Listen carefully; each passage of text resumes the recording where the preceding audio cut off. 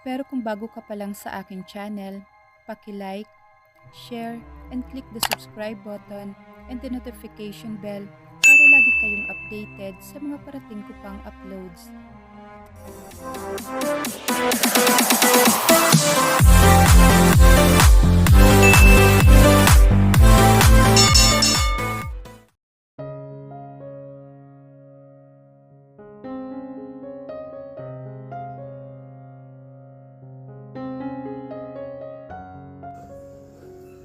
Kiss! Kiss! Sigaw ng mga tao matapos maisalin at maibigay sa kanya ng dating nanalo ng Miss St. Bridget College, ang Cape Crown and Scepter. Katulong nito ang gwapo at batang mayor ng bayang iyon. Ito ang taunang paligsahan para sa St. Bridget College, kung saan makaka-avail ang sinumang mananalo ng isang taong libreng tuition fee, bukod pa sa cash na ibibigay. Ito ang pangunahing dahilan kaya sumali si Jaisel sa paligsahang yon. Naisip niya makakatulong to na malaki sa kanyang financially. Matagal na siyang kinukuha ng mga organizers ng paaralan na sumali sa paligsahan. Nasa 3 taon na siya sa kursong Chemical Engineering sa edad na 18. Now ladies and gentlemen, the most awaited part of this event. Anunsyo ng MC gamit ang mikropono. His cold and baritone voice filling the air. He was the famous bell DJ in the FM station. Alam niyang nahihirapan ng ama niyang itaguyod ang kanyang pag-aaral, lalo na sa kursong kinuha niya, dahil isa lamang tong hamak na driver ng batang mayor sa bayan nila. Sa quote pa lang niya, ay hindi na birong halaga ang kailangan para lang makabili. Ngunit hindi man lamang niya kinakitaan ng anumang pagtutol buhat sa kanyang ama, nang sabihin niyang itong kursong gusto niya. Solong anak siya dahil namatay ang mama niya nang ipinanganak siya. Sa loob ng mga taong nagdaan, ay niwala siyang narinig na babaeng nauugnay kay Mang Ramon na sa edad nitong 40 ay napakabata pa nitong tingnan. Idagdag pang magandang lalaki rin to, ngunit lagi nitong sinasabi na siya lamang ang gusto nitong makasama. Para rito, ang yumaong asawa nitong tanging mamahalin nito. At ngayon, ay tinawag ang second runner-up, isang estudyante mula sa Commerce Department. 2 na lang silang naiwan para sa first runner-up at sa tatanghaling Miss St. Bridget College sa taong iyon. Kinakabahan si Jaisel. Alam niya, mahusay ang napili ng department nila na maging trainer niya. Ngunit tunay na magandang babaeng katabi. Galing to sa Education Department at nasa huling taon na. Sa tingin niya ay sanay na to sa gayong paligsahan. Bahagya niyang ipinilig ang ulo na magsimulang bumangon ng insecurity sa kanyang isip. Hindi niya halos narinig nang i-announce ang katabi bilang first runner-up. Lumuluha tong yumakap sa kanya. Halos hindi niya maunawaan ang mga pangyayari. Ngunit nang bumulong ito sa kanya, ay tuwang-tuwa siya. Unti-unting sumungaw ang luha ng kaligayahan sa kanyang mga mata. "Congratulations!" sabi nito. "I knew it will be you." Dagdag nito. She saw insecurity in her beautiful set of eyes. "And now, may I request the honor of our young honorable and gorgeous mayor, Mr. Rafael Sebastian, to come up here on stage and help us crown tonight's reigning queen." Nakangiting baling ng MC sa kaharap na table kung saan nakaupo ang mayor. Hindi nakaligtas sa kanya ang bahagyang kilig na nararamdaman ng mga katabi para sa mayor ng San Antonio. Bakit nga ba hindi? Ang lalaking to ay napakabata pa para maging mayor. Ito ang pangunahing pandangal ng eskwelahan ng gabing ito. Para sa kanya, ay ito na yatang perpektong anyo ng isang tall, dark and handsome guy na palaging inilalagay ng mga klase niya sa slumbook namang ito noong high school days niya. At napaka-ipokrita niya kung itatanggi niyang hindi siya nagka-crush dito. Ngunit hanggang doon lang yun. Napakarami niyang dapat unahin kaysa sa damdaming iyon. Idagdag pa ang ito rin ang butihing amo ng ama. Wala naman siyang naririnig buhat dito tungkol kay Mayor, kundi pulos papuri. Idagdag pang laging laman ng dyaryo ang achievements ng alkalde sa lugar nila. May usap-usapan na rin na gagawing city ang kanilang bayan ay dahil sa maayos na pamamahala nito. Bigla ay napaisip siya. Saan na kaya ang papang niya? Sigurado siyang narito rin to dahil narito ang mayor. Ang alam niya ay sa ama lang pinagkakatiwala ni Governor Victorino Sebastian ang nag-iisang anak. Gusto niyang makita ang papa niya. Alam niyang matutuwa ito para sa kanya. It will be my pleasure to announce this year's Miss St. Bridget College. Simula ng Mayor Sebastian pagkatapos siyang tapunan ng ngiti. Lalo tong gumagwapo sa tingin niya dahil sa ngiting ipinukol nito sa kanya. Oh God! Gusto niyang himatayin. And now, ladies and gentlemen, a round of applause please for this year Miss St. Bridget College. No other than Miss Giselle Cruz. Sabi nito pagkatapos ay pumalakpak. Malakas ang ingay at palakpakan mula sa crowd. Hindi alam ni Giselle kung ano ang sasabihin. Napaiyak siya sa tuwa. Masyadong maingay ang loob ng auditorium ng eskwelahan dahil hindi magkamayaw ang mga estudyante. Halos bulong na lang ang namutawi sa bibig niya nang ilagay ng kanyang predecessor ang korona sa ulo niya at ibigay sa kanyang scepter. Katulong pa rin ito ang mayor sa paglalagay ng cape sa kanyang likuran. Naghihiyawan ang mga tao. Kiss! Kiss! Sorry, sweetie. The audience want it. Let me give you your first kiss. Pabulong na sabi ng gwapong mayor na siyang nagpabalik sa kasalukuyan na naglalakbay na diwa ng dalaga. At bago pa siya nakahuma, ay humalik na ito sa kanya.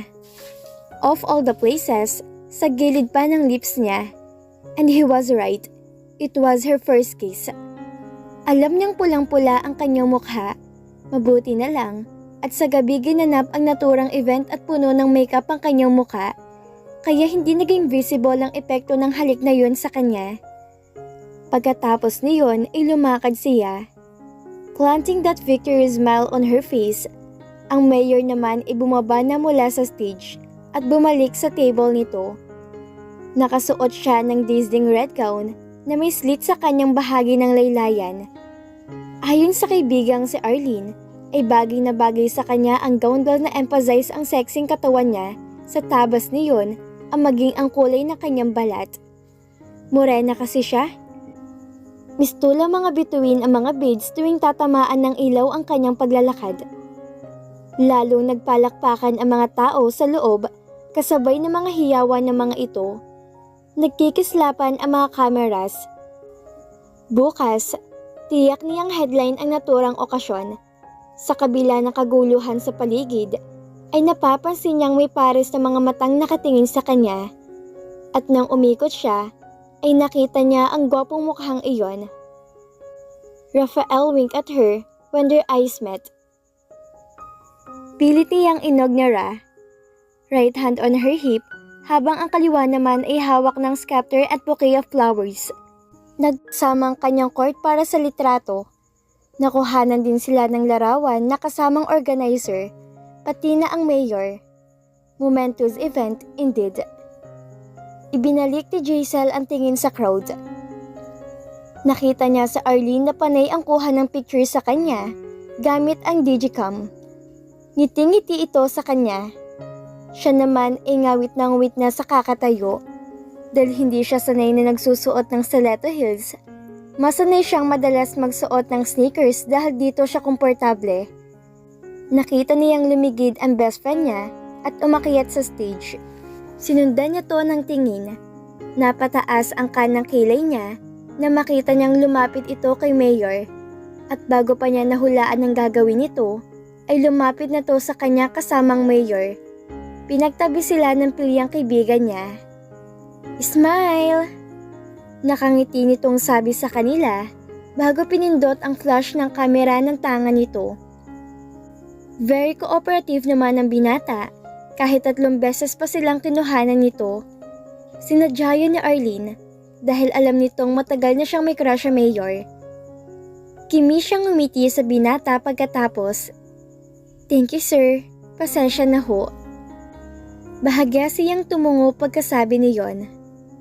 "Oh, don't be darling. The night is so beautiful having you here."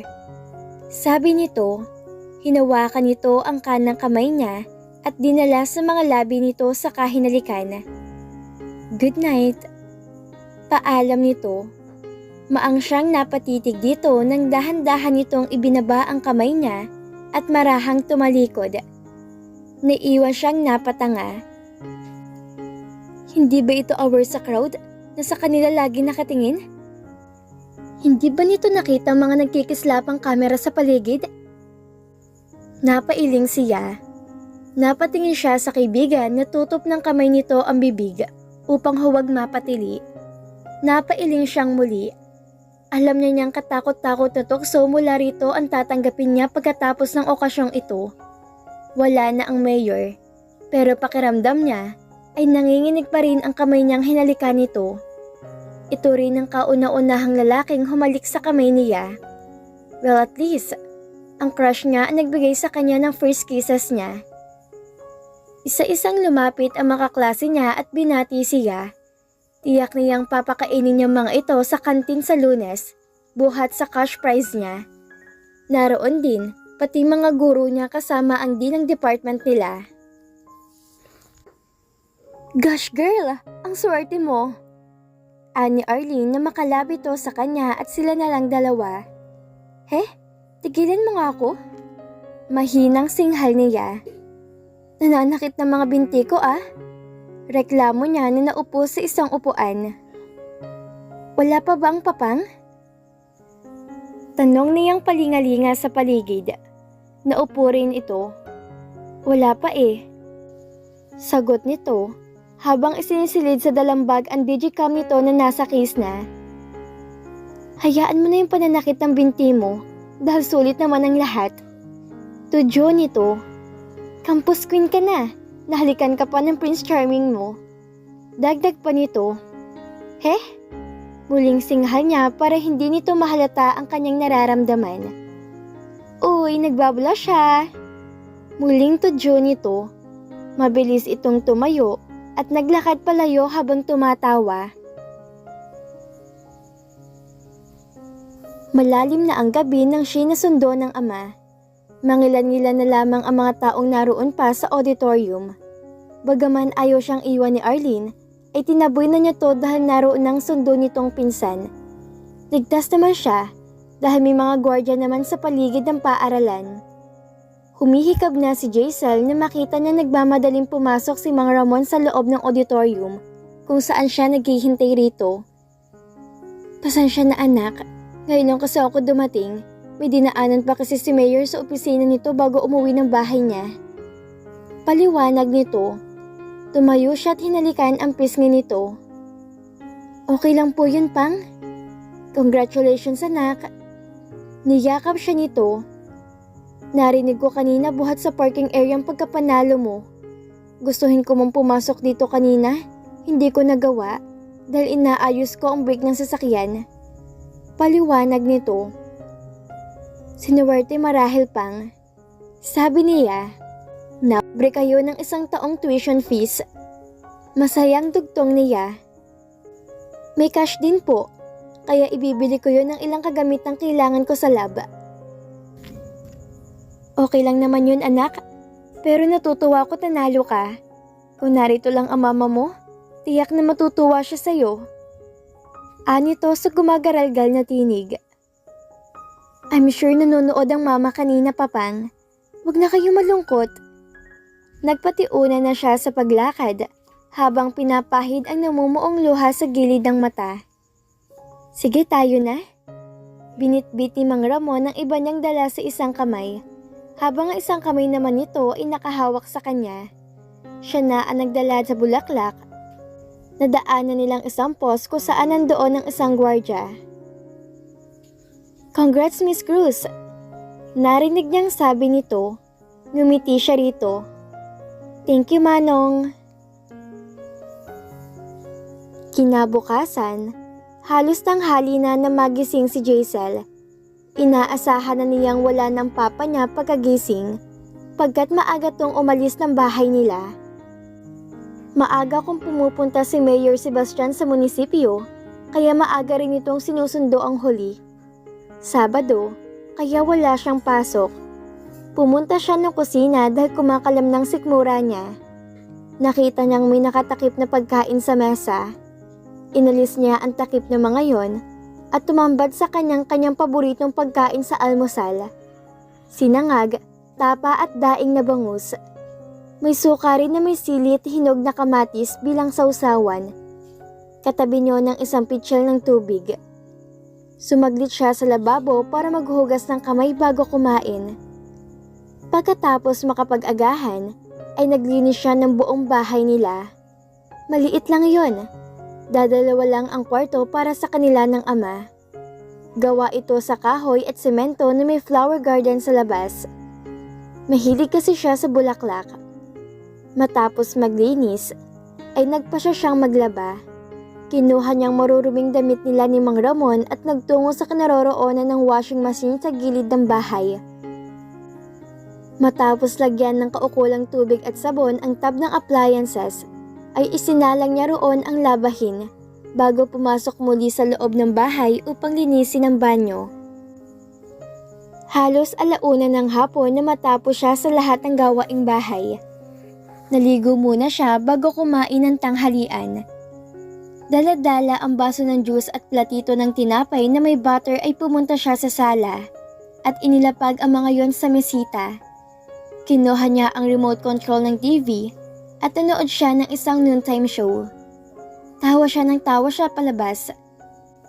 Bahagya niyang naulinigan ang pagkalampag ng kung sino mang naroon sa labas na kanilang kahoy na gate.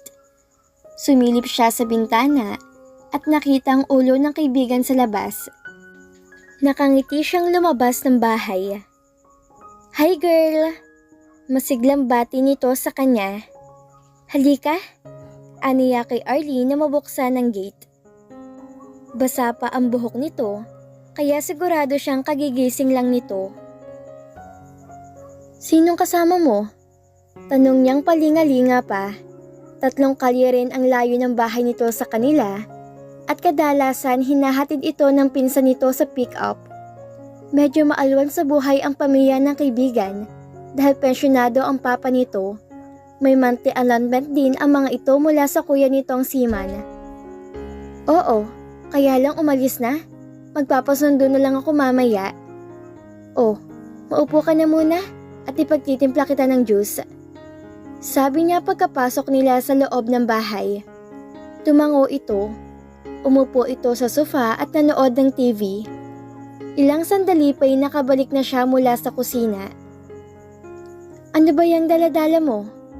Tanong niya nang maibigay rito ang baso ng juice at tinapay. "Ay, oo nga pala. Munti ko nang makalimutan." Napatili sa Arlie nang buklatin ang inarolyong local tabloid. "Tingnan mo yan, friend." Nito. Bigla siyang namula na mabasang naturang balita. Naalala niyang nangyari noong nakaraang gabi. May captions na kasamang mga larawan. Ang isa'y kasama niya ang mga runner-ups, pangalawa solo niya, pangatlo, yung hinalikan siya ng mayor sa gilid ng labi niya, at ang pang-apat ay yung hinalikan nito ang kamay niya. The pictures made her shiver. "Gosh! Kakainggit ka talaga, friend." Muling tili nito. "Well, hindi naman katakataka yon. You're so pretty. You have the body." Napailing ito. "Hindi mo lang alam how I envy you." Umiyak sa flat chest nito. Natawa siya. Alam niya kung hindi lang push-up bra ang gamit ito, ay malamang wala tagang umuumbok sa dibdib nito. Habang siya ay hindi na gumagamit ng padded bras dahil malulusog ang dibdib niya. Bagay na hindi naman niya binibigyang pansin. "Magtigil ka dyan? Lagi mo nang nilalait ang sarili mo." Saway niya. "Oh, paano na to? Baka mabasa to ng papang ko." Worried niyang sabi. "I'm sure hindi magagalit ang Tito Ramon dyan. Halik lang naman yan eh. Sagot nito. Di ba lagi naman niyang pinupuri ang amo niya dahil sa kabaitan? Napahinuhod siya sa kaibigan sa sinabi nito, ngunit na maalala mga kaeskwela ay muli siyang nag-alala. Sus, kailan ka pa nag-alala sa mga sasabihin ng mga nasa paligid mo? Wala ka namang pakaalam sa mga isipin ng mga tao noon pa ah. Hindi na siya umimik. Ibinigay sa kanya ni Arlene ang dyaryo. Itinago niya yon para may remembrance siya.